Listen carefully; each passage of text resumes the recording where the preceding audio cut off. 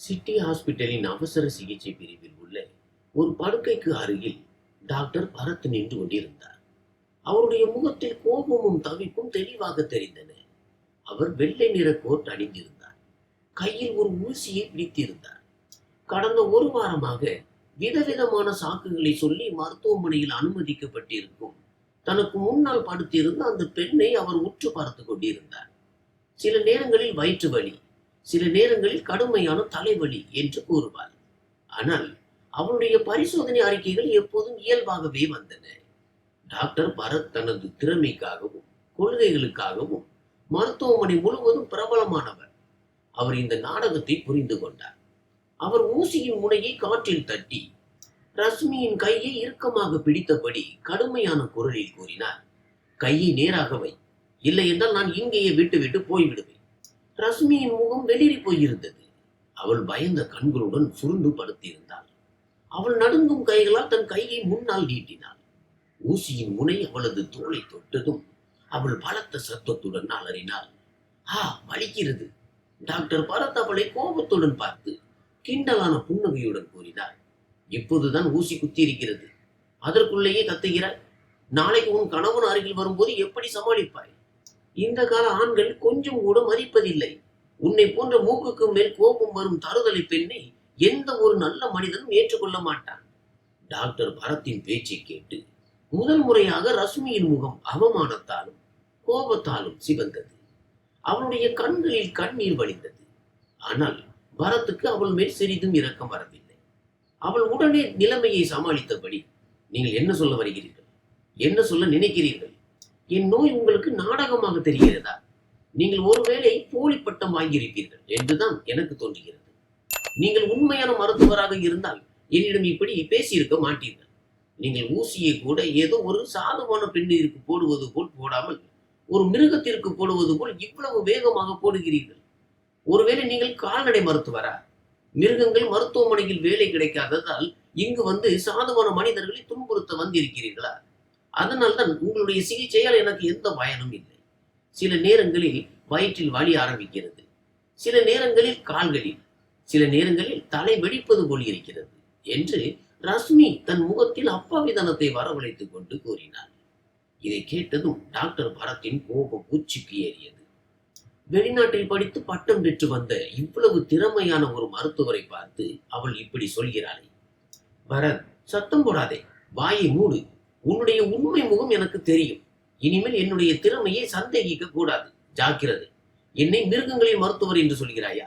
ஊசியை யாரிடமும் சொல்ல முடியாத இடத்தில் குத்தி விடுவேன், தெரியுமா என்று கூறினார்.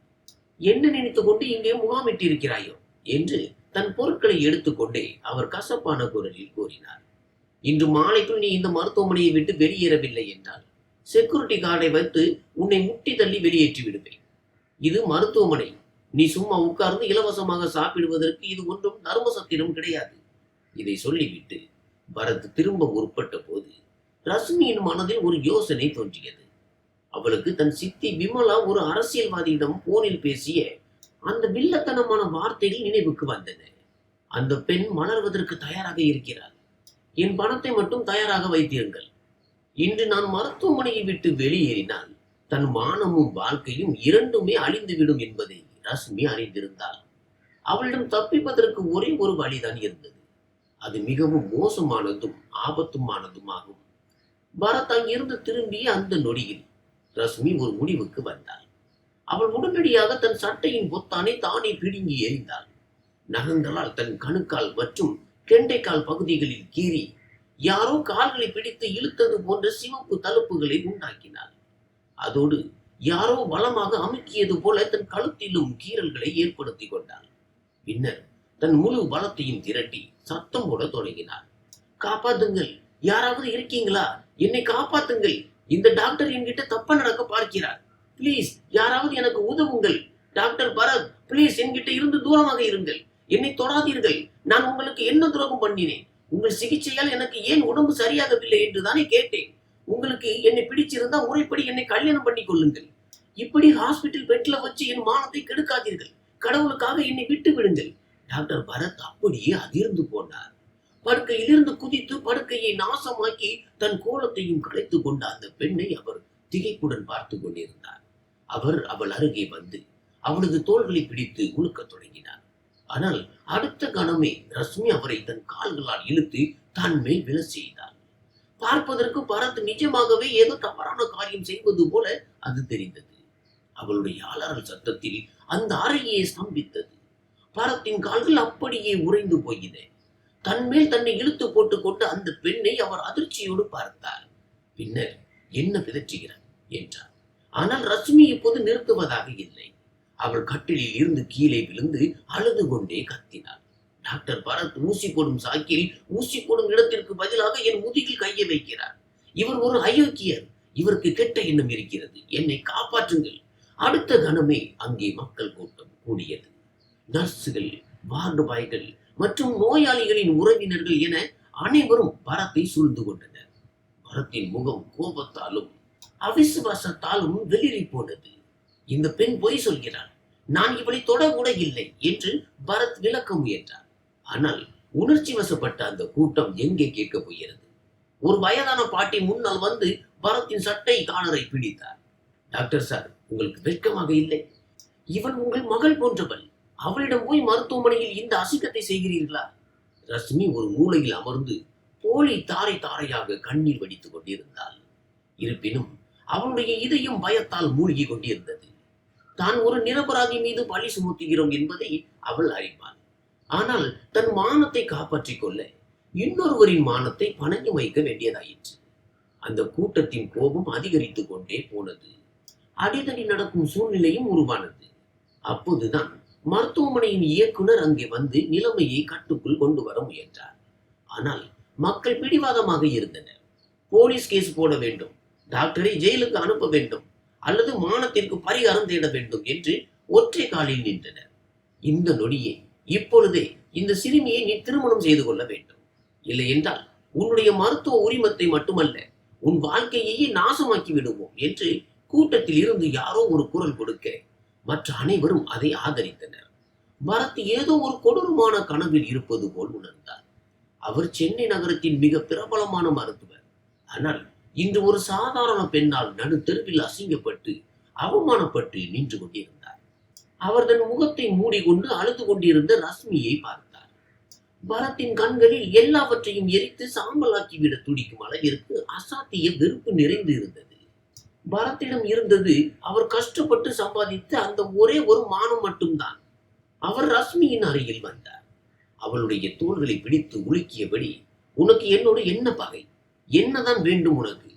ஒரு பெண் இவ்வளவு கேவலமாக இறங்கி போவாள் என்று நான் கனவிலும் நினைத்து பார்க்கவில்லை. சொல், உன் குடும்பத்தினர் எங்கே இருக்கிறார்கள்?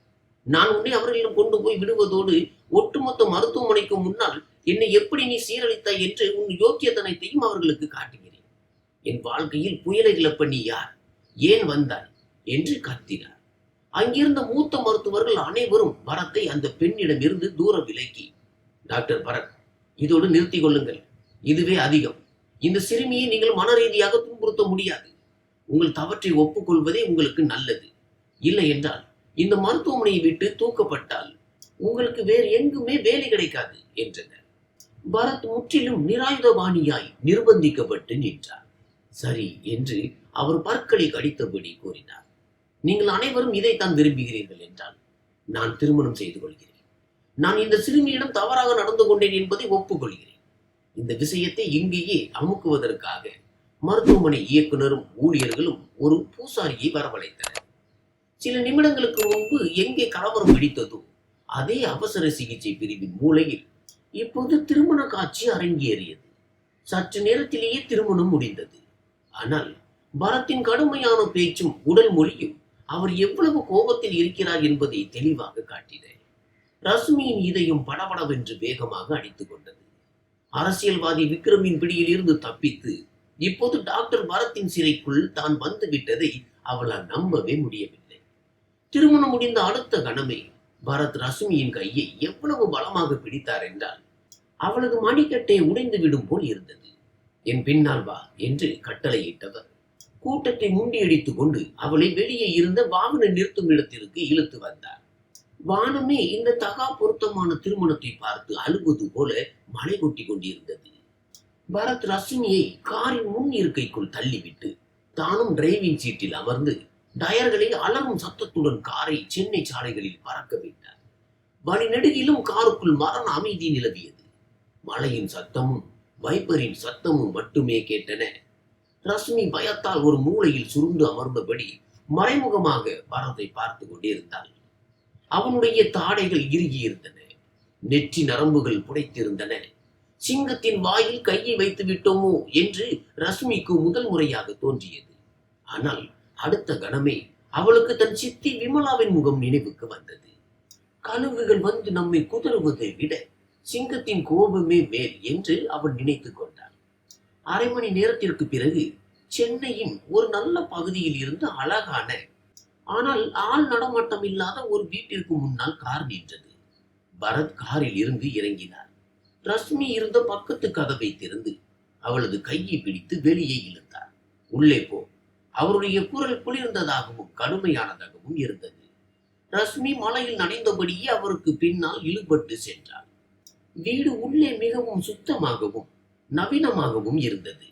ஆனால் அதில் ஒருவித தனிமை குடிகொண்டிருந்தது. அங்கே யாரும் மகிழ்ச்சியாக வாழ்வது போல் தெரியவில்லை.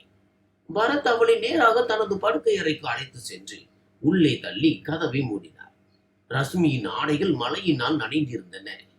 அவள் குளிரில் நடுங்கிக் கொண்டிருந்தாள். ஆனால் பரத்துக்கு அவளுடைய நிலையை பார்த்து சிறிதும் இரக்கம் வரவில்லை. அவர் மெல்ல மெல்ல அவள் அருகே வந்தார். ரஷ்மி பயந்து பின்வாங்கிக் கொண்டே சென்றார். ஒரு கட்டத்தில் அவளது முதுகு சுவரில் முட்டியது. பரத் ஒரு கையை சுவரில் ஊன்றி அவளது வலியை மறித்து மறு கையால் அவளது முகத்தை நிமிர்த்தினார். அவருடைய கண்களில் அசாத்திய கடுமை இருந்தது. நீ என்ன நினைத்தாய்? ஒட்டுமொத்த மருத்துவமனைக்கு முன்னால் வேடிக்கை காட்டி என் மானத்தை காற்றில் பறக்க விடுவாய். அதற்கு நான் உனக்கு பூமாலை சூட்டுவேனா? ரஷ்மியின் நாக்கு பரண்டு அன்னத்தோடு ஒட்டி கொண்டது. அவளால் எதுவும் பேச முடியவில்லை. பரத் திடீரென்று அவளது கையை விட்டுவிட்டு அவளை படுக்கையின் மேல் தூக்கி எறிந்தார். ரஷ்மி தன்னை சமாளித்துக் கொள்வதற்குள் பரத் குனிந்து அவளது காலில் எவ்வளவு பலமாக கிள்ளினார் என்றால் அவளது அலறல் சத்தம் வெளியேறியது. இது சாதாரண கிள்ளல் அல்ல. இது பரத்தின் பழிவாங்கலின் முதல் தவணை. வலியின் அலை அவளது உடல் முழுவதும் பரவியது. பரத் நிமிர்ந்து நின்று தன் விரலை நீட்டி மிரட்டியவாறு கூறினார், இந்த வலியை நினைவில் வைத்துக் கொள். ஏனென்றால் இப்போதுதான் உன்னுடைய உண்மையான தண்டனை தொடங்குகிறது. நான் உனக்கு அப்படிப்பட்ட ஒரு வாழ்க்கையை தருவேன். நீ மரணத்திற்காக பிச்சை எடுப்பாய். ஆனால் மரணம் கூட உனக்கு கிடைக்காது. உன்னை போன்ற பெண்களை பற்றி எனக்கு நன்றாக தெரியும். நீ ஏதேனும் ஒரு பணக்கார டாக்டரை வலையில் வீழ்த்தி உனக்கு ஏத்த மாதிரி ஆட்டி படைக்கலாம் என்றுதான் மருத்துவமனைக்கு வந்தாய். ஆனால் வாழ்த்துக்கள், நீ இப்போது டாக்டர் பரத்திடம் சிக்கியிருக்கிறாய். அவன் உன்னுடைய எல்லா கனவுகளையும் தவிடு பொடியாக்கி விடுவான். மருத்துவமனையில் நீ எனக்கு செய்த காரியத்தால் என் வாழ்க்கைக்குள் நீ பலவந்தமாக நுழைந்திருக்கிறாய். நீ இன்னும் என்னுடைய முழு கோபத்தை பார்க்கவே இல்லை. ரஷ்மிக்கு இப்போது நிஜமாகவே பயம் வந்து விட்டது. மரக்கிளையில் இருக்கும் ஒரு இலை காற்றில் ஆடுவது போல அவள் உடல் நடுங்கிக் கொண்டிருந்தாள். கோபத்தில் இந்த மனிதன் தன் உயிரையே எடுத்து விடுவானோ என்ற அளவிற்கு அவளுக்குள் பயம் இருந்தது. இதை சொல்லிவிட்டு பரத் அறையை விட்டு வெளியேறி கதவை வெளியில் இருந்து பூட்டினார். தாழ்பால் போடும் சத்தம் ரஷ்மியின் இதயத்தில் சுத்தியலால் அடிப்பது போல் விழுந்தது. அவள் படுக்கையில் அமர்ந்து தன் காலை தடவி பார்க்க தொடங்கினாள். பரத் கிள்ளிய அந்த இடத்தில் இப்போது நீல நிற தழும்பு விழுந்திருந்தது. கண்ணீர் அவளது கன்னங்களில் வழிந்தோடியது. ஆனால் இந்த கண்ணீர் வெறும் வலிக்காக மட்டுமே வந்தது அல்ல, மாறாக ஒரு விசித்திரமான நிம்மதிக்காகவும் வந்தது. ரஷ்மி அந்த அறையை சுற்றி பார்த்தாள். அது ஒரு வசதியான அறை. மென்மையான படுக்கை இருந்தது. எல்லாவற்றையும் விட முக்கியமாக இங்கே அவள் பாதுகாப்பாக இருந்தாள். கடவுளுக்கு நன்றி என்று அவள் மெதுவாக கூறினாள். இது ஒரு ஜெயில்தான். ஆனால் என் சித்தி என்னை விற்றுவிட்ட அந்த இருட்டறையை விட இது எவ்வளவோ மேல். தன் அப்பாவின் மரணத்திற்கு பிறகு விமலா தன் வாழ்க்கையை எப்படி நரகமாக்கினாள் என்பது ரஷ்மிக்கு நினைவுக்கு வந்தது. ரஷ்மியின் குடும்பம் ஆரம்பத்தில் இருந்தே மிக குறைந்த பணத்தில் தான் குடும்பம் நடத்தி கொண்டிருந்தது. அப்பா ஒரு சிறிய கடையை நடத்தி வந்தார். அவர் மறைந்த பிறகு வீட்டில் ஒரு வேளை உணவிற்கே வழி இல்லாமல் போனது. வீட்டின் அனைத்து வேலைகளும் ரஷ்மியின் கைகளால் தான் செய்யப்பட்டன. காலையில் இருந்து இரவு வரை பெருக்குவது, துடைப்பது, பாத்திரம் கழுவுவது, துணி துவைப்பது என எல்லாமே ரஷ்மியின் பொறுப்பில் தான் இருந்தன. இவ்வளவு செய்த பிறகும் அவளுக்கு வயிறார உணவு கிடைக்காது. கிழிந்த பழைய ஆடைகளையே உடுத்த வேண்டியிருந்தது. பக்கத்து வீட்டு பெண்கள் பள்ளிக்கு செல்லும் போது ரஷ்மி அவர்களை கதவின் இடுக்குகளில் வழியாக பார்த்து தன் தலையெழுத்தை எண்ணி அழுவாள். அதன் பிறகுதான் அந்த மூதேவி பிடித்த நாள் வந்தது. அன்றுதான் அவள் விமலா போனில் பேசுவதை கேட்டாள். விமலா சென்னையின் ஒரு பெரிய அரசியல்வாதியான விக்ரமிடம் பேசிக் கொண்டிருந்தாள். பெண் இன்னும் இளமையாக இருக்கிறாள். நீங்கள் கேட்ட விலை கிடைக்கும். ஒரு புதிய மொபைல் போனையும் 15 லட்சம் ரூபாய் பணத்தையும் தயாராக வைத்திருங்கள். அன்றே இரவோடு இரவாக ரஷ்மி வீட்டை விட்டு ஓடி வந்து சென்னையின் சிட்டி ஹாஸ்பிட்டலில் அடைக்கலம் புகுந்தாள். அவளுக்கு வேறு எங்கும் செல்வதற்கு வழியும் இல்லை. எந்த ஒரு உறவினரின் முகவரியும் தெரியாது. மருத்துவமனைக்கு வரும் வழியில் கீழே விழுந்ததால் காலில் காயம் ஏற்பட்டு இருந்தது. கைகளிலும் கீறல்கள் இருந்தன. இப்படியாக அவள் அங்கே அனுமதிக்கப்பட்டாள். இலவச உணவு கிடைத்துக் கொண்டிருந்தது. ஆனால் தேவையில்லாமல் மருந்துகளை உட்கொண்டதால் அவளது வயிறு கெட்டு போயிருந்தது. மருத்துவர்கள் வெவ்வேறான சிகிச்சைகளை செய்து கொண்டிருந்தனர். அப்படிப்பட்ட சூழ்நிலையில் தான் டாக்டர் பரத் அவளுக்கு ஒரு அப்பாவியான நேர்மையான மனிதராக தெரிந்தார். ஆனால் தன் அறியாமையால் தான் பரத்தின் மானத்தை நாசமாக்கி விட்டோம் என்பதும், இனி அவர் என்னென்ன வழிகளில் எல்லாம் பழி வாங்குவார் என்பதும் அவளுக்கு எப்படி தெரியும்? பரத் தன்னை ஒரு ஏமாற்றுக்காரி என்றும் நடத்தை கெட்டவள் என்றும் நினைத்துக் கொண்டிருக்கிறார் என்பதை அவள் அறிவாள். ஒருவேளை அவர் பக்கத்து நியாயமும் அதுதான். ஏனென்றால் ரஷ்மி செய்த காரியத்தை எந்த ஒரு நல்ல குடும்பத்து பெண்ணும் செய்ய மாட்டார். ஆனால் தன் மானத்தை காப்பாற்றிக் கொள்ளும் போராட்டத்தில் ஒழுக்க நெறியில் பல நேரங்களில் நசுக்கப்பட்டு விடுகின்றன. ரஷ்மி படுக்கையில் இருந்து கீழே இறங்கி தரை விரிப்பில் அமர்ந்தாள். அவளுக்கு படுக்கையின் மேல் உட்காருவதற்கு கூட தைரியம் வரவில்லை. அந்த படுக்கை தனக்குரியது அல்ல என்று அவளுக்கு தோன்றியது. இரவு ஆழமாகி கொண்டே சென்றது. பசியிலும் தாகத்திலும் அவளது நிலைமை மோசமாகி கொண்டிருந்தது. ஆனால் யாரும் கதவை திறக்கவில்லை. அவள் தன் முழங்கால்களில் தலையை வைத்து அழுது கொண்டே இருந்தாள். ஒரு கட்டத்தில் அந்த தரை விரிப்பிலேயே தூங்கியும் போனாள். காரணமே இல்லாமல் சாலைகளில் காரை சுற்றிய பிறகு இரவு எவ்வளவு நேரமானது என்று தெரியவில்லை. டாக்டர் பரத் வீட்டிற்கு வந்தபோது நள்ளிரவை கடந்திருந்தது. அவர் அறைக்குள் நுழைந்த போது ரஷ்மி தரையில் படுத்திருப்பதை கண்டார். அவள் குளிரில் நடுங்கிக் கொண்டிருந்தாள். அவளை தரையில் பார்த்ததும் பரத்திற்குள் ஏதோ ஒரு உணர்வு தோன்றியது. அவர் முன்னால் நகர்ந்தார். அவளை தூக்கி படுக்கையில் படுக்க வைக்கலாமா அல்லது ஒரு போர்வையாவது போர்த்தலாமா என்று அவரது மனம் ஏங்கியது. ஆனால் அடுத்த கணமே மருத்துவமனையில் நடந்த சம்பவங்கள் நினைவுக்கு வர அவரது இதயத்தில் மீண்டும் வெறுப்பு தலை தூக்கியது. அவர் பின்வாங்கி தன் மனதிற்குள், இதுதான் உன்னுடைய தகுதி, இதற்குத்தான் நீ லாய்க்கு, இங்கேயே கிட, நான் உன் மேல் துளியும் இரக்கம் காட்ட மாட்டேன் என்று கூறிவிட்டு அறையை விட்டு வெளியேறினார். மறுநாள் காலை ரஷ்மி கண் விழித்த போது ஜன்னல்களின் வழியே சூரிய ஒளி உள்ளே வந்து கொண்டிருந்தது. உடல் முழுவதும் விரைத்து போயிருந்தது. காலில் வலி இன்னும் அப்படியே இருந்தது. பயந்து பயந்தே கதவின் கைப்பிடியை திருகியவள் கதவு திறந்திருப்பதை கண்டு ஆச்சரியமடைந்தாள். ஒருவேளை பரத் காலையிலேயே அதை திறந்துவிட்டு சென்றிருக்கலாம். ரஷ்மி மெதுவாக வெளியே வந்தாள். வீடு முழுவதும் நிசப்தமாக இருந்தது. அவள் சமையல் அறையை நோக்கி சென்ற போது அங்கே காஃபியின் நறுமணம் வீசியது. டைனிங் டேபிளில் அமர்ந்து பரத் காலை உணவு சாப்பிட்டுக் கொண்டிருந்தார். அவர் வெள்ளை நிற சட்டையும் சாம்பல் நிற பேண்டும் அணிந்திருந்தார். லேப்டாப்பில் ஏதோ வேலை செய்து கொண்டிருந்தார். ரஷ்மியை பார்த்த பிறகும் அவருடைய கைகள் நிற்கவில்லை. அவர் தன் பார்வையை கூட நிமிர்த்தி பார்க்கவில்லை. ரஷ்மி மிகுந்த சிரமத்துடன் அவருக்கு குட் மார்னிங் கூறினார். பரத் எந்த பதிலும் சொல்லவில்லை. ரஷ்மி அங்கேயே நின்று கொண்டிருந்தாள். சற்று நேரத்திற்கு பிறகு பரத் காஃபி கப்பை மேஜை மீது படார் என்று வைத்துவிட்டு குளிர்ந்த குரலில் கூறினார், இந்த வீட்டிற்கு என்று சில விதிகள் உள்ளன. அதை நீ இப்பொழுதே தெரிந்து கொள்ள வேண்டும். அவர் இன்னும் லேப்டாப்பையே பார்த்து கொண்டிருந்தார். முதல் விதி, நீ என் மனைவி என்பது வெறும் காகிதத்தில் மட்டும்தான். நிஜத்தில் உனக்கு எந்த தகுதியும் இல்லை. ஒரு கைதியை விட நீ மேலானவள் அல்ல. இரண்டாவது விதி, நீ இந்த வீட்டின் வாசற்படியை தாண்டக்கூடாது. போனை பயன்படுத்தக்கூடாது. யாருடனும் எந்த தொடர்பும் வைத்துக் கொள்ளக்கூடாது. மூன்றாவது மற்றும் மிக முக்கியமான விதி, இப்போது அவர் தன் பார்வையை நிமிர்த்தி ரஷ்மியை பார்த்தார். அவருடைய கண்கள் கூர்மையாக இருந்தன. என் முன்னால் வர வேண்டிய அவசியம் உனக்கு இல்லை. உன்னுடைய முகத்தை பார்த்தாலே எனக்கு வெறுப்பாக இருக்கிறது. சமையலறையில் மீதி என்ன இருக்கிறதோ அதை போய் சாப்பிடு. என்னுடைய அறைக்குள் மறுபடி கால் வைக்க கூடாது. உன்னுடைய இடம் அந்த விருந்தினர் அறை. ரஷ்மி அமைதியாக தலையை குனிந்து கொண்டாள். அவளுடைய இந்த அமைதி பரத்திற்கு இன்னும் எரிச்சலூட்டியது. இது அவளது ஏதோ ஒரு புதிய சதி திட்டம் என்று அவர் நினைத்தார். உனக்கு நாக்கு என்று ஒன்று இல்லையா என்று அவர் திடீரென கர்ச்சித்தார். ரஷ்மி உடனடியாக நடுங்கி போனாள். சரி, புரிந்து கொண்டேன் என்று அவள் மெல்லிய குரலில் கூறினாள். பரத் நாற்காலியை பின்னுக்கு தள்ளிவிட்டு எழுந்து நின்றார். இப்போது ஏன் உன் நாக்கு வேலை செய்யவில்லை? நேற்று மருத்துவமனையில் நான் உன்னிடம் என்னென்ன செய்தேன் என்று கத்தி கத்தி ஊரை கூட்டினாயே. மருத்துவமனையில் என் காது கிளியும்படி கத்தினாயே. நான் என்னவோ மிருகங்களின் மருத்துவர் என்றும் என்னிடம் போலி பட்டம் இருக்கிறது என்றும் சொன்னாயே. அந்த நேரத்தில் உன்னுடைய வாய் மூடவே இல்லையே. பிறகு இப்போது ஏன் இவ்வளவு அமைதி? ஓ, எனக்கு புரிந்து விட்டது. நீ நினைத்த காரியம் நிறைவேறிவிட்டது அல்லவா? எப்படியாவது என் வீட்டிற்குள் நுழைய வேண்டும் என்று தானே பார்த்தாய். நான் உன்னை இந்த வீட்டு மகாராணியாக வைத்து கொண்டாடுவேன் என்று நினைத்தாயோ? ஆனால் இந்த வீட்டில் ஒரு வேலைக்காரியை விட உனக்கு வேறு எந்த முக்கியத்துவமும் இல்லை. இப்போது என் கண்ணில் படாமல் தூரப்போ. இனிமேல் என் அறைக்குள் நுழைந்தாலோ அல்லது என் பொருட்களை தொட்டாலோ ஜாக்கிரதை.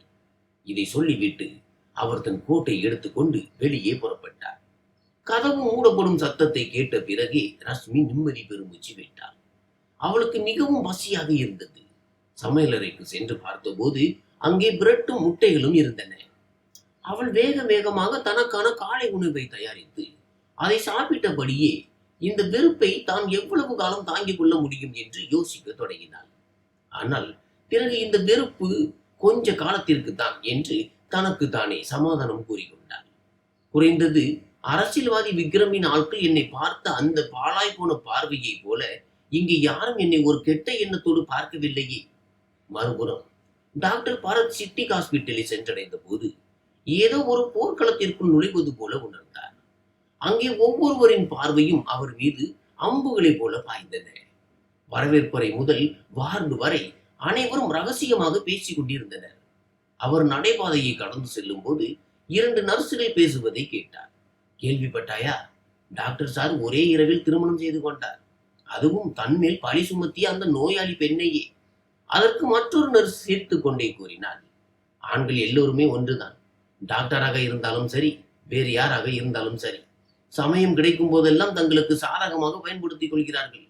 பாவம் அந்த பெண் நிர்பந்திக்கப்பட்டு விட்டார். பரத்தின் காதுகள் கோபத்தால் சிவந்தன. பல வருட உழைப்பால் அவர் சம்பாதித்த மானம் ஒரே நொடியில் மண்ணோடு மண்ணாகி போனது. அவர் தனது அலுவலக அறைக்குள் சென்று ஃபைல்களை மேஜை மீது பலமாக போட்டார்.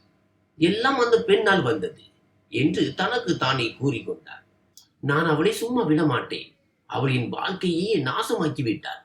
அன்றைய நாள் முழுவதும் அவரால் வேலையில் கவனம் செலுத்த முடியவில்லை. அவருடைய மனதில் மீண்டும் மீண்டும் ரஷ்மியின் முகமும் ஒட்டுமொத்த கூட்டமும் தன் முகத்தில் காரி உமிழ்ந்த அந்த துயர காட்சியும் வந்து போயின. மாலையில் அவர் வீட்டிற்கு திரும்பிய போது அவருடைய மனநிலை காலையை விட மோசமாக இருந்தது. ரஷ்மி மீது தன் ஒட்டுமொத்த கோபத்தையும் கொட்டி தீர்க்க வேண்டும் என்று அவர் மனம் துடித்தது. அவர் வீட்டின் கதவை திறந்த போது உள்ளே கார் இருளாய் இருந்தது. இந்த பெண்ணிற்கு விளக்கை போடக்கூட தெரியாதா என்று முணுமுணுத்தபடி லேசான விம்மல் சத்தம் கேட்டுக்கொண்டிருந்த அந்த வரவேற்பறையை நோக்கி கோபத்துடன் நகர்ந்தார். பரத்தின் கால்கள் சட்டென்று உறைந்து போயின. அவர் விளக்கை போடுவதற்காக தன் கையை நீட்டினார். ஆனால் அப்படியே நின்றுவிட்டார். இருளுக்குள் அவருடைய கண்கள் பழகிய போது வரவேற்பறையின் ஒரு மூலையில் ஜன்னல் வழியே சாலையின் மங்கலான வெளிச்சம் வந்து கொண்டிருந்ததை அவர் கண்டார். அங்கே ரஷ்மி கைகளை கூப்பி அழுது கொண்டிருந்தாள். அவளுடைய விம்மல் அடங்கவில்லை. அவள் நடுங்கும் குரலில் இறைவனிடம் வேண்டிக் கொண்டிருந்தாள். கடவுளே, நான் கெட்டவள் இல்லை என்பது உனக்கு தெரியும். நான் ஏன் அந்த பொய்யை சொன்னேன் என்பதும் உனக்கு தெரியும். என்னை மன்னித்து விடு கடவுளே. என்னிடம் வேறு எந்த வழியும் இருக்கவில்லை. நான் அந்த டாக்டருக்கு துரோகம் செய்து விட்டேன். அவருடைய மானத்தையே கெடுத்து விட்டேன். ஆனால் நீதான் அதற்கு சாட்சி இல்லையா? நான் என் மானத்தை காப்பாற்றிக் கொள்ளத்தான் ஓடி வந்தேன். அவருடைய இதயத்தில் என் மீது கொஞ்சம் இரக்கத்தை வரவழைத்து விடு கடவுளே. நான் மிகவும் தனிமையில் இருக்கிறேன். எனக்கு என்று யாருமே இல்லை. பரத் ஒரு கல்லை போல அப்படியே உறைந்து நின்றார். அவளுடைய வார்த்தைகள் அவருடைய காதுகளில் மீண்டும் மீண்டும் எதிரொலித்தன. நான் ஏன் அந்த பொய்யை சொன்னேன்? இதன் பொருள் அவள் நிஜமாகவே பொய் சொல்லியிருக்கிறாள். பரத் முற்றிலும் நிரபராதி என்பதுதான். இதை அறிந்ததும் அவருக்கு கோபம் தான் வந்திருக்க வேண்டும். ஆனால் ரஷ்மியின் குரலில் இருந்த அந்த வலியும் இயலாமையும் பரத்தின் கோபத்தின் மேல் தண்ணீரை ஊற்றி அணைத்து விட்டது. தான் எந்த பெண்ணை சாமர்த்தியசாலி என்றும் ஏமாற்றுக்காரி என்றும் நினைத்துக் கொண்டிருந்தாரோ அந்த பெண் இப்போது கடவுளின் முன்னால் கதறி அழுது தன் தூய்மைக்கு சாட்சி கேட்டுக் கொண்டிருந்தாள். தன் பாவத்தின் சுமையையும் உணர்ந்து உருகி கொண்டிருந்தாள். பரத்திற்கு முதல் முறையாக ஒரு விசித்திரமான குழப்பம் ஏற்பட்டது. அவள் அவ்வளவு கெட்டவளாக இருந்திருந்தால் அவளுக்குள் இந்த அளவிற்கு மன வருத்தம் வந்திருக்காது. தான் நினைத்தது போல அவள் பணத்திற்காக எதை வேண்டுமானாலும் செய்யக்கூடியவளாக இருந்திருப்பாள். ஆனால் இந்த பெண்ணோ தன் மானத்தை காப்பாற்றிக் கொள்வதற்காக இறைவனிடம் கையேந்தி பிரார்த்தனை செய்து கொண்டிருக்கிறாள். பரத் தான் அங்கே இருப்பதை அவள் உணர்ந்துவிடக் கூடாது என்பதற்காக சத்தம் வராமல் மெதுவாக தன் காலணிகளை கழற்றிவிட்டு மெதுவான அடிகளுடன் தன் அறைக்கு சென்றார். அறைக்குள் வந்தவர் படுக்கையில் அமர்ந்து தன் இரு கைகளாலும் தலையை தாங்கிக் கொண்டார். எது நிஜம், எது கதை என்று அவர் தனக்கு தானே கேட்டுக்கொண்டார். இவள் அவ்வளவு நிர்பந்திக்கப்பட்டு இருந்தால் என்னை ஏன் பலியாக்கினாள்? ஒருவேளை இவள் ஏமாற்றுக்காரியாக இருந்தால் தனியாக இருக்கும்போது கடவுளிடம் ஏன் மன்னிப்பு கேட்கிறாள்? மனித உடலை கிழித்து நோயை கண்டுபிடிப்பதில் வல்லவரான டாக்டர் பரத் இன்று ஒரு பெண்ணின் வலியையும் அவளது சூழ்நிலையையும் புரிந்து கொள்ளும் புதிரை அவிழ்க்க முடியாமல் தோற்று போய் கொண்டிருந்தார். அன்று இரவு அந்த வீடு முழுவதும் ஒரு விசித்திரமான அமைதி நிலவியது. ரஷ்மி பிரார்த்தனை செய்த இடத்திலேயே அழுது அழுது தூங்கி போனாள். பரத் தன் அறையின் கூரையை பார்த்தபடியே விழித்துக் கொண்டிருந்தார். அடுத்த சில நாட்களுக்கு அந்த வீட்டில் ஒரு விசித்திரமான பதற்றமும் நிசப்தமும் சூழ்ந்திருந்தது. ரஷ்மி ஒரு நிழலை போல வீட்டிற்குள் நடமாடினாள். பரத் வீட்டிற்கு வருவதற்கு முன்பே தன் அறைக்குள் சென்று கதவை பூட்டிக் கொள்வாள். ஆனால் மருத்துவமனையில் எழுந்த புயல் இன்னும் ஓய்ந்தபாடில்லை. 3வது நாள் மதிய வேளையில் ஓபிடி பிரிவில் நோயாளிகளின் கூட்டம் உச்சத்தில் இருந்தபோது டாக்டர் பரத் தீவிரமாக நோயாளிகளை பார்த்து கொண்டிருந்தார். திடீரென்று வெளியே நடைபாதையில் பெரும் சத்தம் கேட்டது. ஒரு பெண்ணின் உரத்த கடுமையான குரல் அந்த தளம் முழுவதையும் அதிர வைத்தது. நான் என் டாக்டர் மருமகனை பார்க்க வேண்டும். வழியை விட்டு நகருங்கள். என்னை யார் தடுக்கிறார்கள் என்று நான் பார்க்கிறேன். பரத்தின் நெற்றியில் சுருக்கம் எழுந்தது. அவர் தன் தலையை நிமிர்த்துவதற்குள் கதவு தடார் என்று திறக்கப்பட்டது. பளபளப்பான அடர் நிற உடைகளை அணிந்து கொண்டு வாயில் வெற்றிலையை மென்றபடி ஒரு குண்டான பெண்மணி உள்ளே நுழைந்தாள். அவள் ரஷ்மியின் சித்தியான விமலா. அவளுடைய கண்களில் பேராசையும் வஞ்சகமும் தெளிவாக தெரிந்தன. பரத் தன் நாற்காலியை விட்டு எழுந்து நின்றார். என்ன இந்த அநாகரிகம்? யார் நீங்கள்? விமலா தன் துப்பட்டாவை சரி செய்தபடி நாடகத்தனமாக தன் நெஞ்சில் கையை அடித்துக் கொண்டாள். அடடா, பாரே எவ்வளவு அப்பாவியாக நடிக்கிறார் என்று.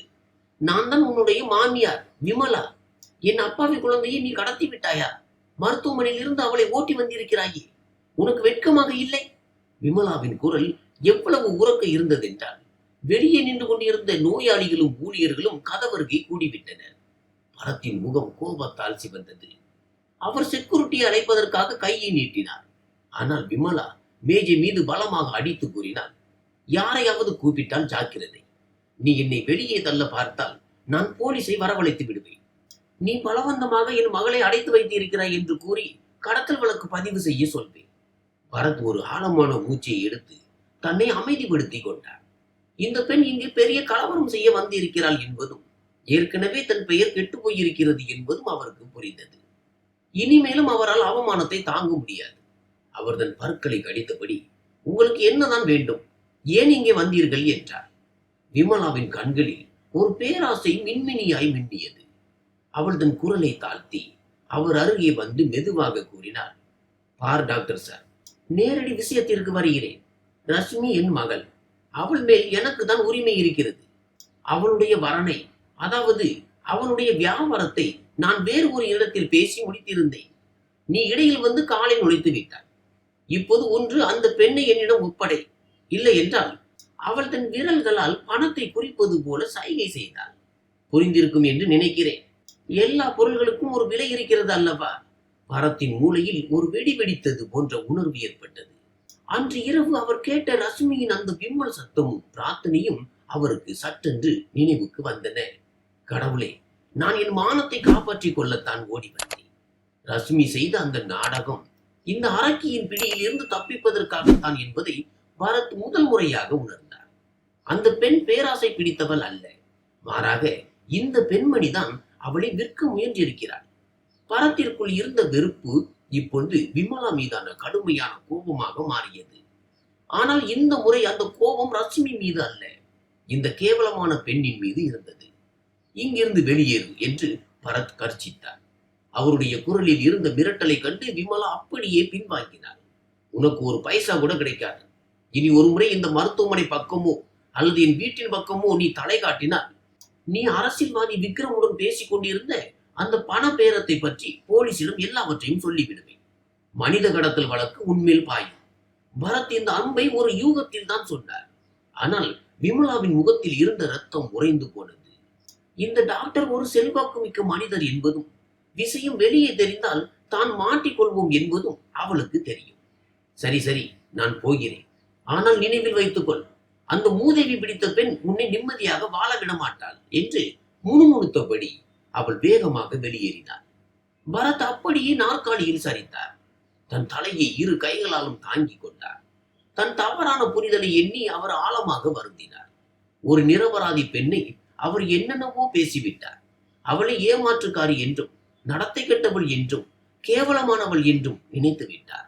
ஆனால் அவளோ தன் சொந்தக்காரர்களாலேயே விற்கப்பட்ட ஒரு துரதிர்ஷ்டவசமான நிர்பந்திக்கப்பட்ட பெண் மட்டுமே.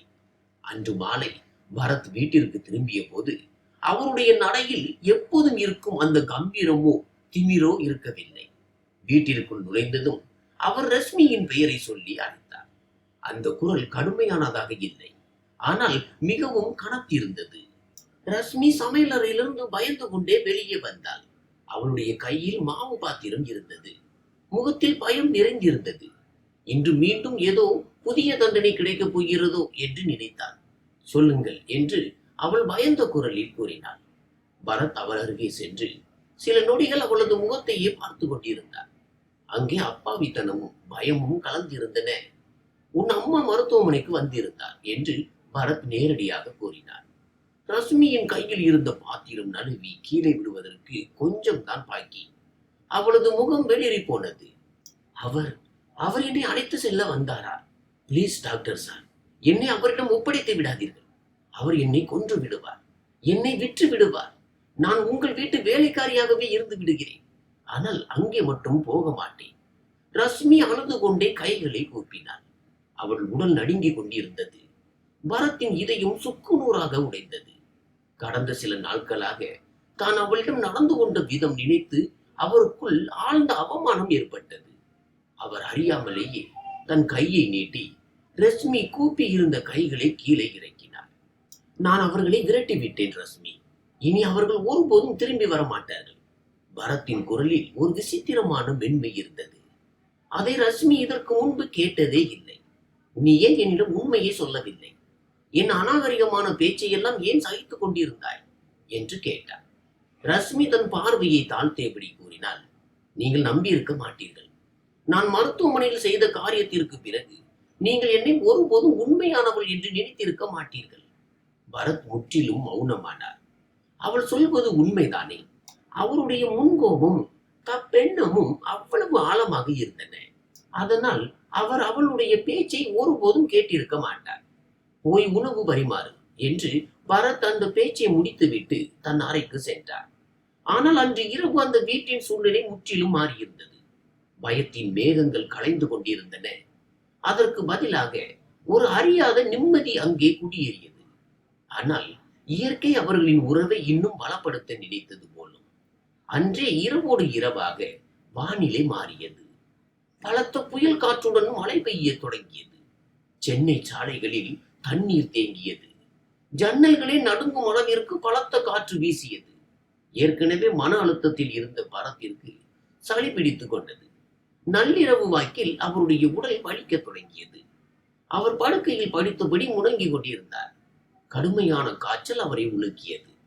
தாகத்திற்கு தண்ணீர் கேட்பதற்கு கூட அவருடைய தொண்டையில் இருந்து குரல் எழவில்லை. விருந்தினர் அறையில் விழித்துக் கொண்டிருந்த ரஷ்மிக்கு பரத்தின் அறையில் இருந்து ஏதோ கீழே விழும் சத்தம் கேட்டது. அவள் திடுக்கிட்டு எழுந்தாள். முதலில் பரத் கோபத்தில் ஏதேனும் உடைக்கிறாரோ என்று பயந்தாள். ஆனால் பின்னர் முனகும் சத்தம் கேட்டது. ரஷ்மி தன் துப்பட்டாவை சரி செய்து கொண்டு பயந்தே பரத்தின் அறை கதவு வரை சென்றாள். கதவு திறந்திருந்தது. பரத் படுக்கையில் இருந்து கீழே தரை விரிப்பில் விழுந்து நடுங்கிக் கொண்டிருந்தார். ரஷ்மிக்குள் இருந்த இரக்கம் விழித்துக் கொண்டது. அவள் ஓடி வந்து அவர் அருகே சென்றாள். அவருடைய நெற்றியை தொட்டு பார்த்தபோது அது நெருப்பாய் கொதித்துக் கொண்டிருந்தது. டாக்டர் சார், உங்களுக்கு கடுமையான காய்ச்சல் அடித்திருக்கிறது என்று ரஷ்மி கவலையுடன் கூறினாள். அவருக்கு முட்டு கொடுத்து மிகுந்த சிரமத்துடன் படுக்கையில் படுக்க வைத்தார். பரத் பாதி அளவு மயக்கத்தில் இருந்தார். அவர் கண்களை திறக்க முயன்றார். ஆனால் உடல் மிகவும் பலவீனமாக இருந்தது. தண்ணீர் என்று அவர் மெதுவாக முணுமுணுத்தார். ரஷ்மி உடனடியாக தண்ணீர் கிளாஸை அவருடைய உதடுகளில் வைத்தார். பின்னர் சமையலறையில் இருந்து குளிர்ந்த தண்ணீரையும் துண்டையும் எடுத்து வந்தாள். இரவு முழுவதும் ரஷ்மி அவருடைய தலைமாட்டிலேயே அமர்ந்து நெற்றியில் குளிர்ந்த நீர் துணி பட்டைகளை போட்டுக்கொண்டே இருந்தாள். அவள் மீண்டும் மீண்டும் அவருடைய உடல் வெப்பநிலையை சரிபார்த்து தன் மனதிற்குள் இறைவனிடம் வேண்டிக் கொண்டிருந்தாள். பரத் மயக்கத்திலேயே சில நேரங்களில் முணுமுணுப்பார். ரஷ்மியால் அதை முழுமையாக புரிந்து கொள்ள முடியவில்லை. ஆனால் இந்த மனிதன் இனிமேல் தமக்கு துன்பம் தர மாட்டார் என்ற ஒரு நிம்மதி அவளுக்குள் இருந்தது. இரவு எந்த ஜாமும் என்று தெரியவில்லை. நீர்பட்டி துணிகளை மாற்றி மாற்றி வைத்தபடியே அவளும் அறியாமல் தூக்கத்தில் ஆழ்ந்து போனாள். தன் உடலின் மேல் ஏதோ ஒரு கை ஊர்ந்து செல்வதை போன்ற உணர்வு ஏற்பட்ட போதுதான் அவளுக்கு சுய நினைவு திரும்பியது. அவளுடைய இதய துடிப்பில் ஒரு விசித்திரமான சிலிர்ப்பு ஏற்படுவது போல் இருந்தது. முதலில் அது ஏதோ கனவு என்றுதான் நினைத்தாள். ஆனால் கைதன் கழுத்தை நோக்கி நகர்வதை உணர்ந்ததும் அவளுக்கு சட்டென்று ஒரு அதிர்ச்சி ஏற்பட்டது. அவளது கண்கள் சட்டென திறந்தன. ஏனெனில் அவள் பரத்தின் படுக்கைக்கு அருகிலேயே படுத்திருந்தாள். அதனால் அவள் வெட்கத்தால் சிவந்து போனாள். பதற்றத்துடன் கூறினாள், நீங்கள் என்ன செய்கிறீர்கள்? அவள் பரத்தின் கையை பிடித்து கீழே வைக்க முயன்றாள். ஆனால் பரத்தோ அரைகுறை தூக்கத்திலேயே தன் கையை அவளது கால்களின் மேல் வருடத் தொடங்கினார். பின்னர் முணுமுணுத்தபடி கூறினார், எனக்கு நிம்மதி வேண்டும். என் வேதனையை குறை. பிளீஸ், எனக்கு அமைதி கொடு. என் காய்ச்சல் இப்படி தனியாது. எனக்கு உதவி செய். அவளுடைய காதுகளுக்கு அருகில் தன் முகத்தை கொண்டு வந்ததால் அவருடைய வார்த்தைகள் அவளுக்கு கேட்க தொடங்கியது. அதற்குள் பரத் அவளை பற்றி தன் மிக அருகில் இழுத்துக் கொண்டார். ரஷ்மியின் மூச்சு அப்படியே நெஞ்சில் நின்றது. அவர் இப்போது பிதற்றுவது போல கூறினார், என்ன செய்கிறாய்? நீதானே ஊசி போடும் சாய்க்கில் என்னிடம் அசிங்கமாக நடந்து கொண்டாய். ஒரு கணவன் தன் மனைவியுடன் அப்படி இப்படி நடந்து கொள்ளும் போது என்ன நடக்கும் என்று தெரியுமா? நான் உன்னுடன் செய்யும் போதுதான் அது உனக்கு தெரியும். இதை சொல்லிவிட்டு அவர் அவள் மேல் ஆதிக்கம் செலுத்த தொடங்கினார். அவள் கூறினாள், பிளீஸ், நீங்கள் இப்போது சுய நினைவில் இல்லை. இப்படி செய்யாதீர்கள். பிளீஸ், உங்களுக்கு நினைவு திரும்பினால் என் மேல் நீங்கள் கோபப்படுவீர்கள். இதையெல்லாம் நானே தான் செய்தேன் என்று நினைத்துக் கொள்வீர்கள். ஆனால் பரத் இப்போது அவள் மேல் முழுமையாக ஆதிக்கம் செலுத்திவிட்டார். அவருடைய பிடியில் தவித்த ரஷ்மியும் இப்போது வேறு வழியின்றி நிர்பந்திக்கப்பட்டு தன்னை பரத்திடம் ஒப்படைத்தார். அந்த கடுமையான காய்ச்சலின் நிலையிலேயே அவர் அவளை தனதாக்கி கொண்டார்.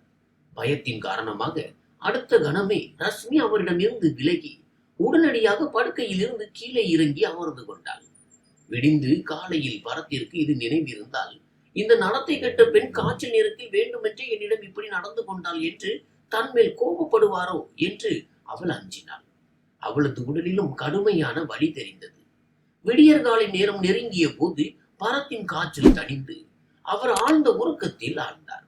ரஷ்மியும் கடுமையான சோர்வினால் அங்கேயே படுக்கையின் ஓரத்தில் தலை சாய்த்து தரை விரிப்பிலேயே தூங்கி போனார்.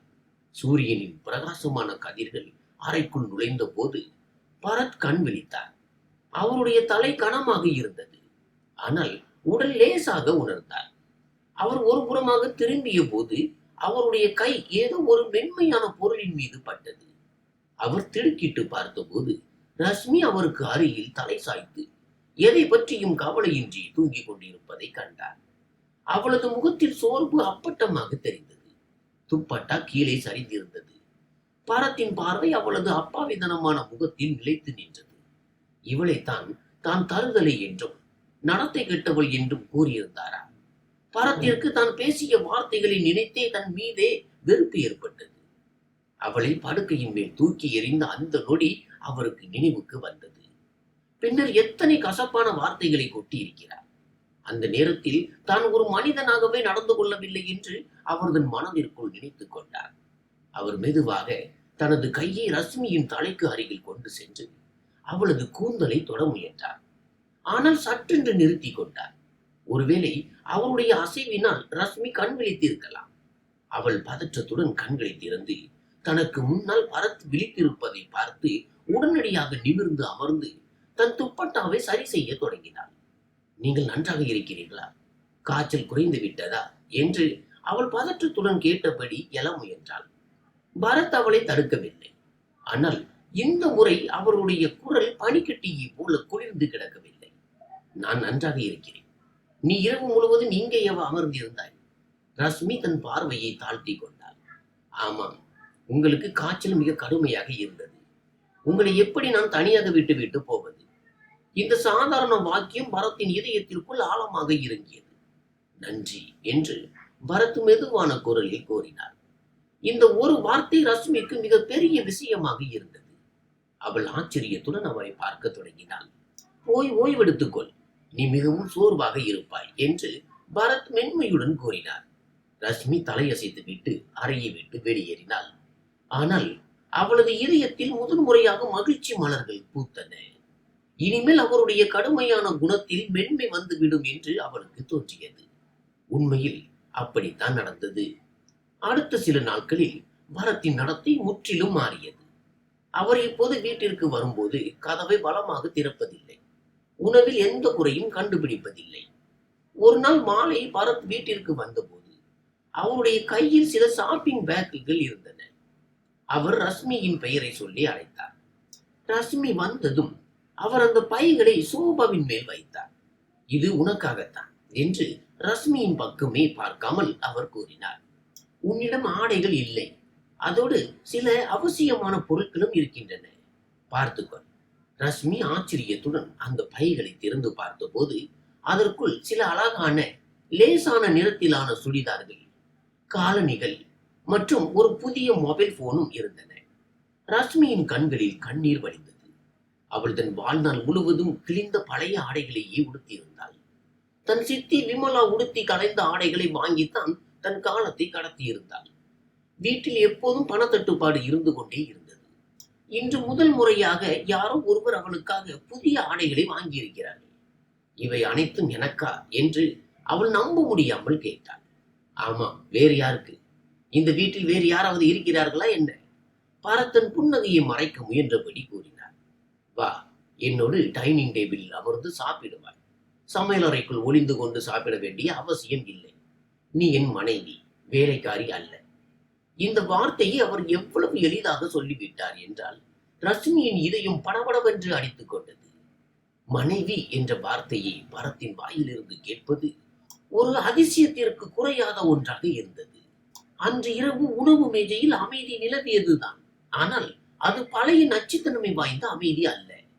மாறாக ஒரு அமைதியான பரஸ்பர உடன்பாடு கொண்ட நிசப்தமாக இருந்தது. பரத் ரஷ்மியின் தட்டில் அவரே உணவு பரிமாறினார். ரஷ்மி நடுங்கும் கைகளால் உணவை எடுத்து வாயில் வைத்தாள். உலகிலேயே மிக ருசியான உணவை சாப்பிடுவது போல் அவளுக்கு தோன்றியது. நாட்கள் கடந்து செல்ல செல்ல இருவருக்கும் இடையே இருந்த பனிப்பாறை உருக தொடங்கியது. பரத்தன் வாயால் மன்னிப்பு கேட்கவில்லைதான். ஆனால் அவருடைய செயல்கள் அவர் மாறிவிட்டார் என்பதை நிரூபித்துக் கொண்டிருந்தன. அவர் ரஷ்மியை கண்ணும் கருத்துமாக கவனித்துக் கொண்டார். அவளுடைய சிறிய தேவைகளை கூட பூர்த்தி செய்தார். சில நேரங்களில் அவளுடன் இயல்பாக இலகுவாக பேசவும் செய்தார். ரஷ்மியின் மனதில் இருந்த பயம் மெல்ல மெல்ல மரியாதையாகவும் பின்னர் காதலாகவும் மாறத் தொடங்கியது.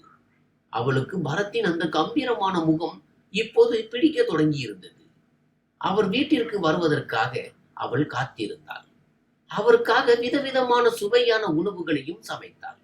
ஆனால் இன்னும் ஒரு பரீட்சை மீதம் இருந்தது.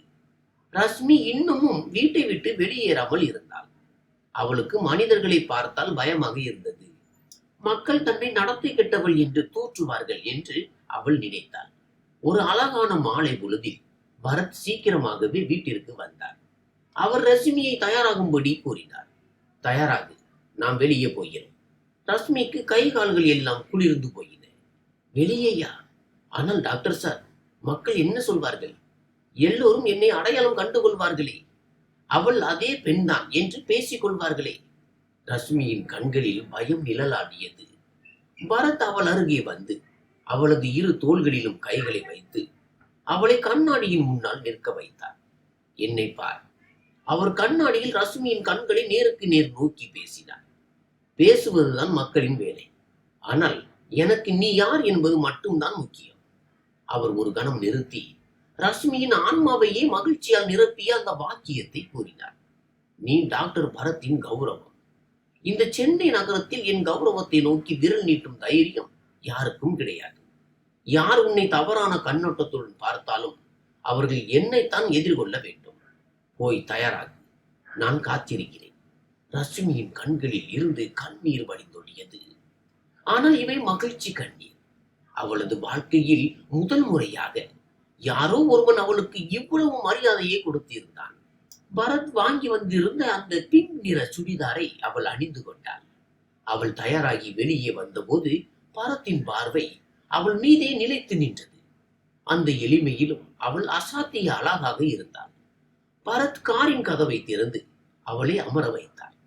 சென்னையின் மிக விலை உயர்ந்த உணவகத்திற்கு அவளை அழைத்து சென்றார். அங்கிருந்த விளக்குகளின் வெளிச்சமும் சூழ்நிலையும் ரஷ்மிக்கு ஒரு கனவு உலகத்தை போல இருந்தது. ஆரம்பத்தில் ரஷ்மிக்கு கொஞ்சம் தயக்கமாக இருந்தது. சுற்றிலும் அமர்ந்திருந்த மனிதர்களை பார்த்து அவள் ஒரு கணம் அஞ்சினாள். ஆனால் பரத் முழு நம்பிக்கையுடன் அவளது கையை பற்றி கொண்டு மெனு கார்டை அவளிடம் கொடுத்தார். உனக்கு விருப்பமானதை ஆர்டர் செய். பரத்தின் கண்களில் இருந்த அமைதி ரஷ்மிக்கும் ஒரு புதிய நம்பிக்கையை அளித்தது. உணவு சாப்பிட்டுக் கொண்டிருக்கும் போது பரத் முதல் முறையாக அவளுடைய கடந்த கால வாழ்க்கையை பற்றி கேட்டார். அவளுடைய சிறுவயது நினைவுகள், அவளுடைய கனவுகள் பற்றி வினவினார். நான் மேற்கொண்டு படிக்க விரும்பியதாகவும் ஆனால் சூழ்நிலை அதற்கு இடம் கொடுக்கவில்லை என்றும் ரஷ்மி கூறினாள்.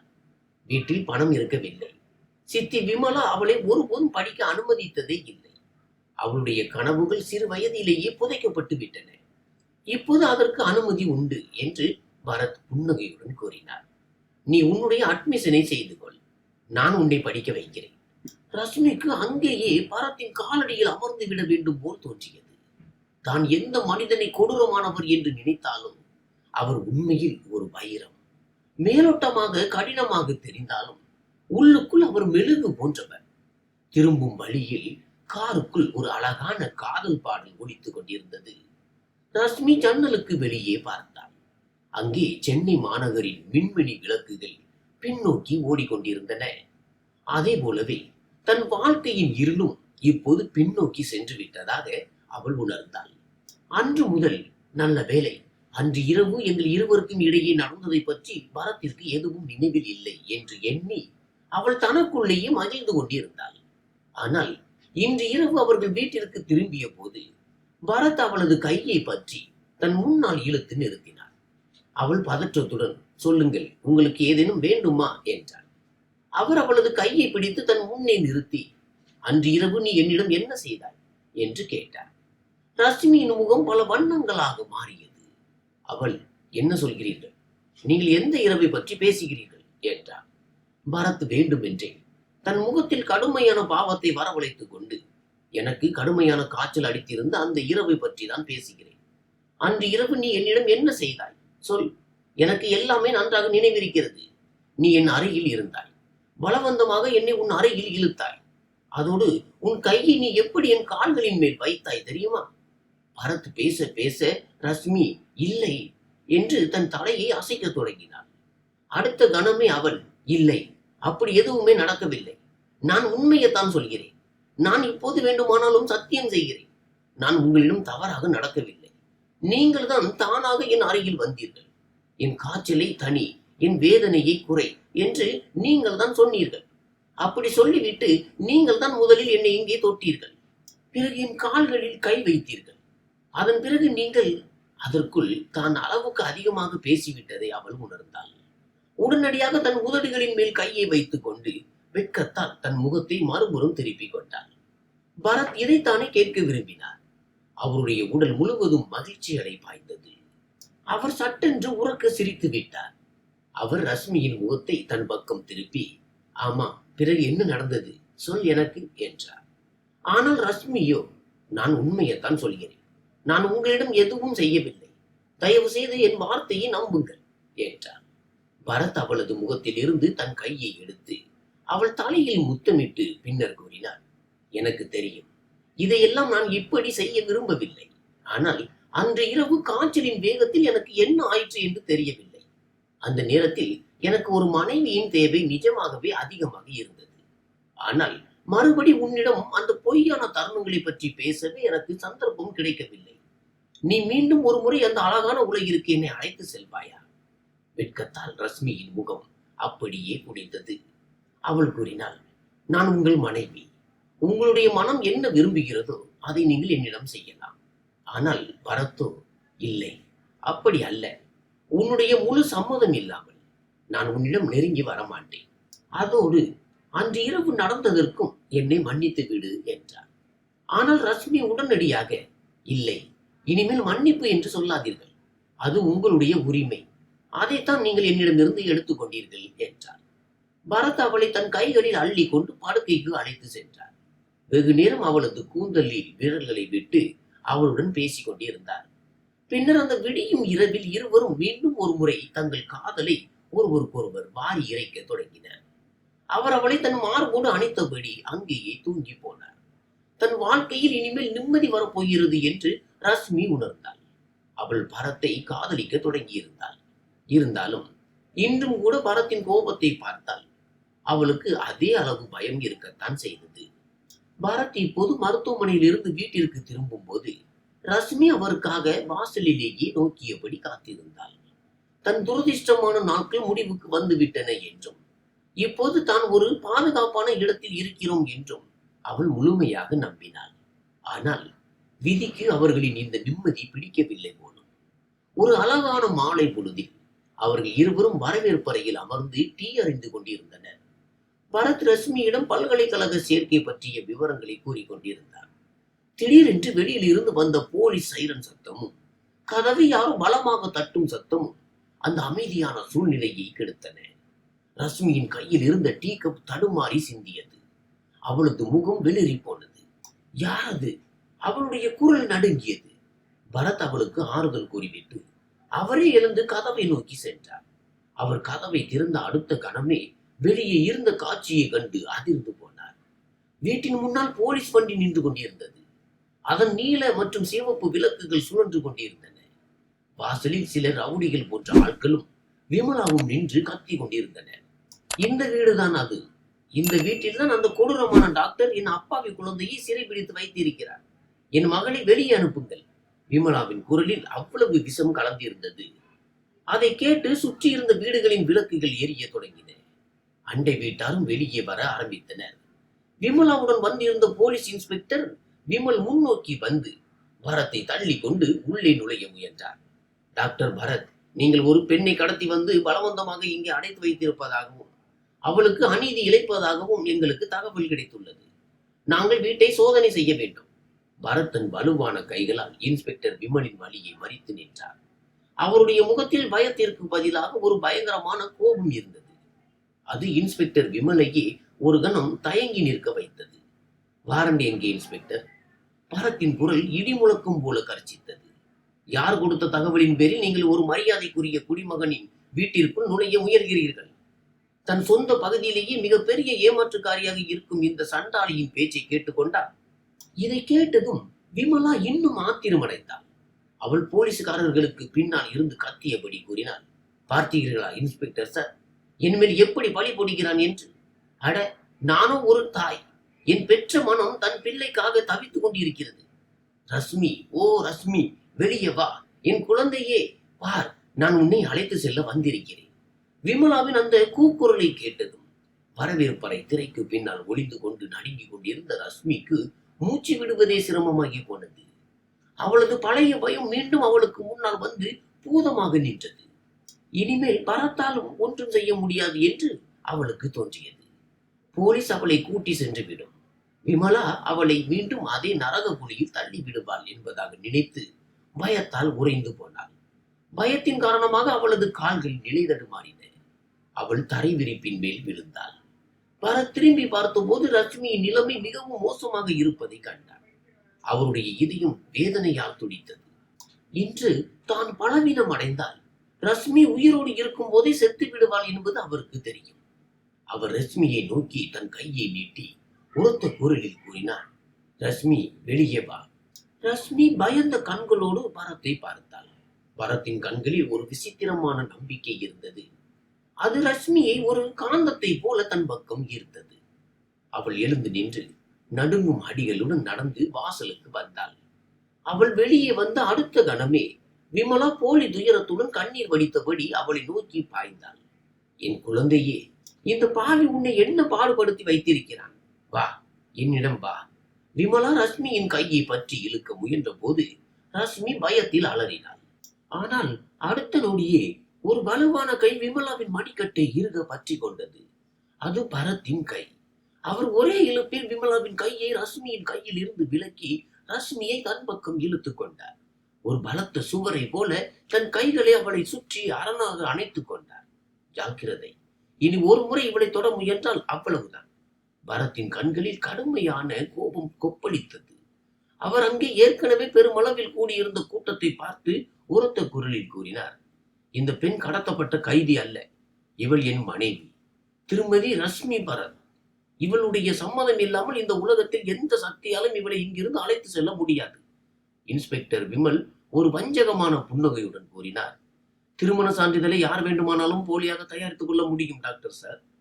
ஆனால் அந்த பெண்ணின் தாயோ நீங்கள் அவளை கடத்தி வந்ததாக கூறுகிறார். எனவே அந்த பெண்ணே இதற்கு சாட்சி சொல்லட்டும். இன்ஸ்பெக்டர் விமல் ரஷ்மியின் பக்கம் திரும்பினார். அவள் பரத்தின் மார்பில் தன் முகத்தை புதைத்துக் கொண்டு நின்றிருந்தாள். மகளே, பயப்படாதே. உண்மை என்னவென்று சொல். உன்னை பலவந்தமாகவா இங்கே கூட்டி வந்தார்கள்? ரஷ்மியின் தொண்டை வறண்டு போயிருந்தது. அவள் ஏதோ சொல்ல விரும்பினாள்.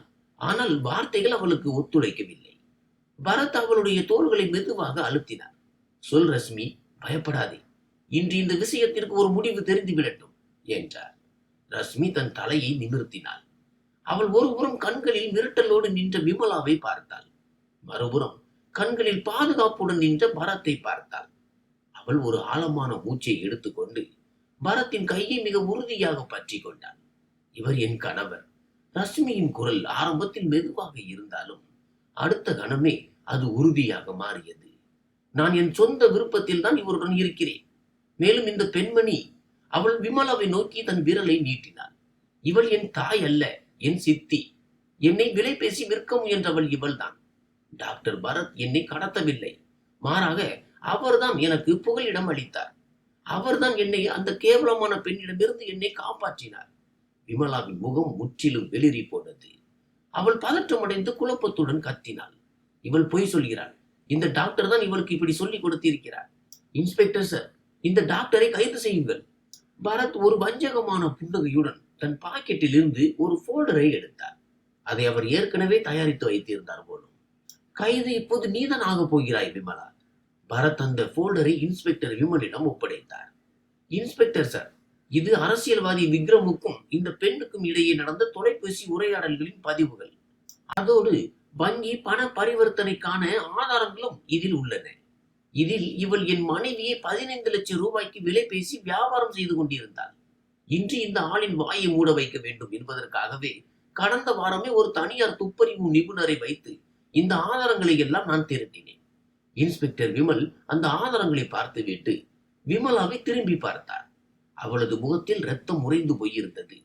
ஆதாரங்கள் அவ்வளவு வலுவாக இருந்ததால் மறுப்பதற்கே இடமில்லாமல் போனது. இன்ஸ்பெக்டரின் அணுகுமுறை உடனடியாக மாறியது. அவர் விமலாவை நோக்கி கை காட்டி, இவனுக்கு விலங்கு மாட்டுங்கள், மனித கடத்தல் வழக்கு இவள் மேல் பாயும் என்றார். போலீஸ்காரர்கள் விமலாவை நோக்கி முன்னேறிய போது அவள் அலறத் தொடங்கினாள். இல்லை இல்லை, இது பொய். ரஷ்மி, என்னை காப்பாற்று. அட, நான் தானே உன்னை வளர்த்தேன். ஆனால் ரஷ்மியோ தன் முகத்தை பரத்தின் மார்பில் புதைத்துக் கொண்டாள். விமலாவையும் அவளது ரவுடி ஆட்களையும் போலீசார் இழுத்து சென்றனர். அங்கே கூடியிருந்த கூட்டமும் கலைந்தது. பரத் மெதுவாக வாசலின் கேட்டை பூட்டிவிட்டு தாழ்பால் போட்டார். ரஷ்மி இன்னும் நடுங்கிக் கொண்டிருந்தாள். பரத் அவளை தன் கைகளில் அள்ளி கொண்டார். எல்லாம் முடிந்து விட்டது ரஷ்மி, எல்லாமே முடிந்து விட்டது. இனி நீ பயப்பட தேவையில்லை. அவள் இனி ஒருபோதும் திரும்பி வரமாட்டாள். ரஷ்மி விம்மி விம்மி அழத் தொடங்கினாள். இந்த விம்மல் பல வருடங்களாக அவளுக்குள் உறைந்து கிடந்த பயம் முடிவுக்கு வந்ததற்கான ஒரு பிரகடனமாக இருந்தது. பரத் அவளுக்கு முட்டு கொடுத்து உள்ளே அழைத்து வந்து சோபாவில் அமர வைத்தார். பின்னர் அவளுக்கு தண்ணீர் கொடுத்து விட்டு அவள் அருகே அமர்ந்தார். நான் உன்னிடம் ஏற்கனவே சொல்லி இருந்தேன் அல்லவா, நீ டாக்டர் பரத்தின் கௌரவம், என் கௌரவத்தை நோக்கி எந்த ஒரு அழுக்கு கண்ணும் பார்க்க முடியாது என்று. ரஷ்மி தன் தலையை நிமிர்த்தி அவரை பார்த்தாள். அவளுடைய கண்கள் நன்றி உணர்வாலும் காதலாலும் நிறைந்திருந்தன. எனக்காக நீங்கள் இவ்வளவு செய்தீர்களா? அந்த ஆதாரங்கள் அதெல்லாம். பரத் புன்னகையுடன் அவளது கண்ணீரை துடைத்தார். நான் ஒரு டாக்டர் ரஷ்மி, ஆராய்ந்து பார்ப்பதுதான் என் வேலை. அன்று இரவு நீ இறைவனிடம் பிரார்த்தனை செய்த போதே விஷயம் ஏதோ வேறு மாதிரி இருக்கிறது என்பதை நான் புரிந்து கொண்டேன். நான் விசாரித்து பார்த்த போதுதான் உண்மை வெளிவந்தது. நான் சரியான நேரத்திற்காக காத்திருந்தேன், அவ்வளவுதான். அந்த அறையில் ஒரு நிம்மதி சூழ்ந்தது. வெளியில் இருந்த புயலும் ஓய்ந்திருந்தது. உள்ளுக்குள் இருந்த புயலும் இப்போது அமைதியான அலைகளாக மாறிக்கொண்டிருந்தது. பரத் எழுந்து சென்று தன் அறையில் இருந்து முதலுதவி பெட்டியை எடுத்து வந்தார். ரஷ்மி ஆச்சரியத்துடன் அவரை பார்த்து கொண்டிருந்தாள். பரத் அவளது கையை பற்றி கொண்டு விமலாவின் நகங்கள் பட்டு கீறி இருந்த அவளது மணிக்கட்டில் மருந்து தடவ தொடங்கினார். அவருடைய தீண்டல் எவ்வளவு மென்மையாக இருந்ததென்றால், முதல் இரவில் தனக்கு வலியாய் இருந்த அதே கைகள் தானா இவை என்று ரஷ்மியால் நம்பவே முடியவில்லை. மருந்து தடவி முடித்ததும் பரத் அந்த பெட்டியை மூடினார். ஆனால் ரஷ்மியின் கையை அவர் விடவில்லை. ரஷ்மி சோபாவில் அமர்ந்திருக்க பரத் தரையில் மண்டியிட்டு அமர்ந்தார். இப்போது பரத்தின் உயரம் ரஷ்மியை விட குறைவாக இருந்தது. இது அவருடைய அகங்காரம் அவளுக்கு முன்னால் மண்டியிட்டு சரிந்ததை காட்டும் காட்சியாக இருந்தது. ரஷ்மி, பரத் மிகுந்த தீவிரத்தோடும் ஆழமான பச்சாதாபத்தோடும் பேசத் தொடங்கினார். இன்று நான் உன்னிடம் ஒரு வாக்குமூலத்தை அளிக்க விரும்புகிறேன். உன்னிடம் மன்னிப்பு கேட்க விரும்புகிறேன். ரஷ்மி மிகுந்த வேதனையுடன் அவருடைய வாயின் மேல் தன் கையை வைத்தாள். இல்லை பரத், பிளீஸ் மன்னிப்பு கேட்காதீர்கள். நீங்கள் என் இரட்சகர். நீங்கள் என்னை காப்பாற்றி இருக்கிறீர்கள். பரத் மென்மையாக அவளது கையை விலக்கி அதை தன் இரு கைகளுக்குள் ஏந்தி கொண்டார். இல்லை ரஷ்மி, என்னை பேசவிடு. இந்த சுமை என் நெஞ்சில் மிக கனமாக இருக்கிறது. அவருடைய கண்களில் கண்ணீர் துளிர்த்தது.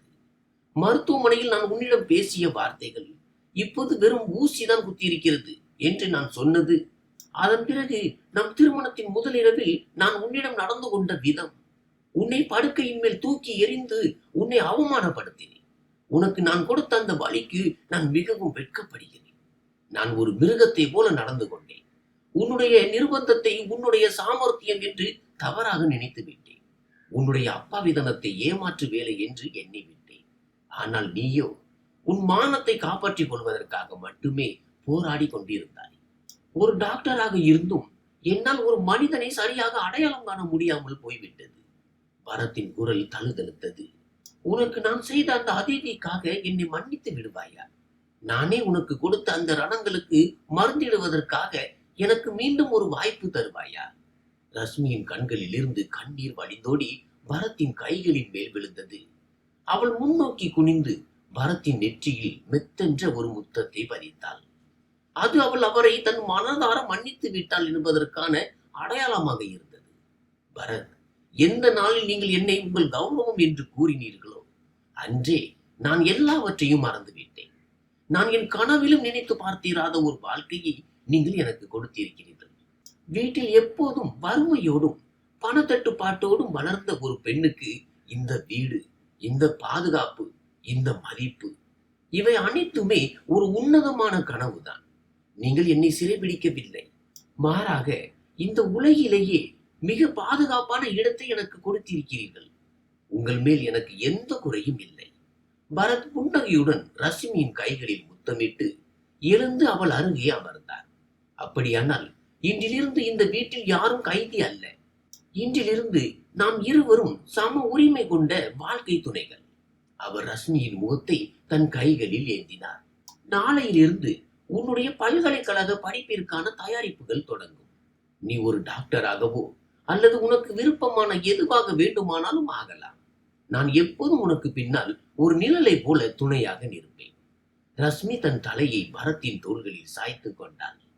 பல வருட சோர்வு மற்றும் போராட்டங்களுக்கு பிறகு அவள் இப்போதுதான் நிம்மதி பெருமூச்சு விடுவது போல அவளுக்கு தோன்றியது. நன்றி.